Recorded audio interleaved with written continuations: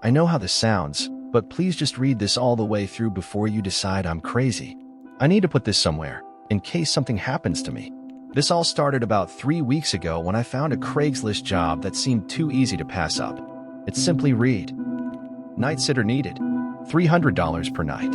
No interaction required. Just stay awake. No questions. I know, red flags all over. But I'm a broke college dropout with rent overdue and no prospects. And let's be honest, $300 a night to just sit there? Even if it's sketchy, that kind of money doesn't come around for people like me. I replied to the ad and got a response within 10 minutes. It was just a time, an address, and the message. Be punctual. Do not fall asleep. Night 1. The house was massive. You know those old Victorian homes that look like they've been decaying since the Great Depression? It was like that, paint peeling off in strips, windows too dark to see through. I almost turned around, but then I remembered my empty bank account. An older woman greeted me at the door.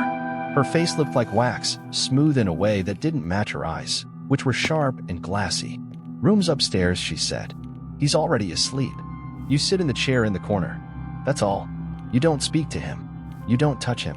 You don't leave the room. You don't sleep. I nodded, trying to hide my nervousness.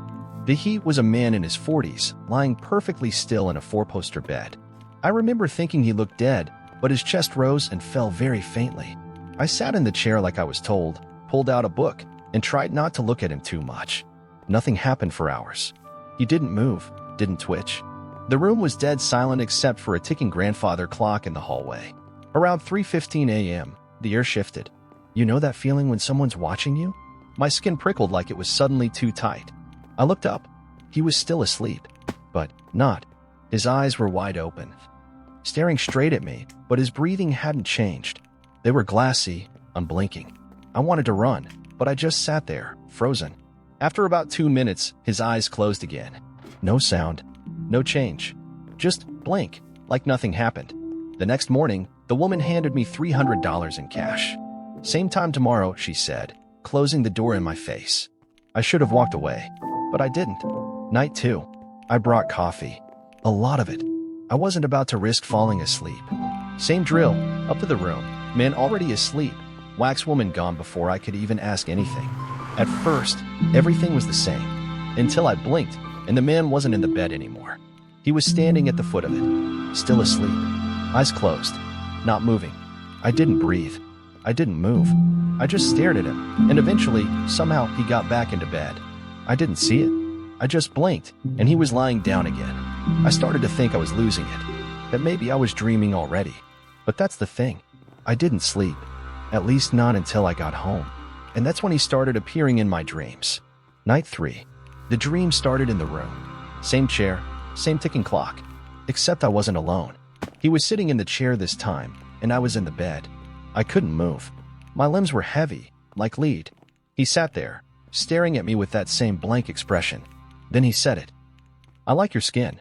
I woke up screaming, sweating like I'd been running for hours. The dream felt like it had lasted all night, but the clock said it had only been 20 minutes. I checked the mirror. I had deep red lines on my arms. Scratches. For parallel scratches. I didn't sleep the rest of the day. That night, I almost didn't go back. But something pulled me. Maybe it was the money. Maybe it was something else. Night 4. This time, the woman wasn't there to greet me. The door was unlocked. The house was silent. He was already in the chair. Not in the bed, in the chair. Where I was supposed to sit.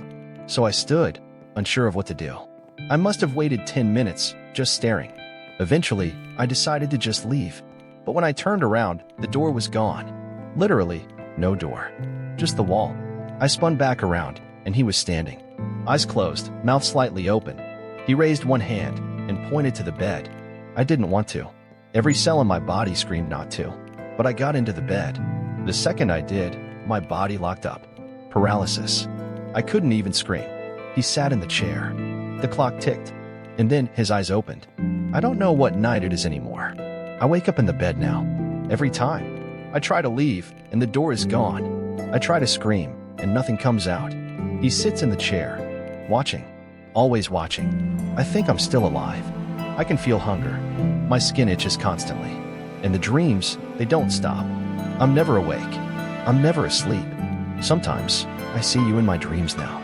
Yes, you, reading this.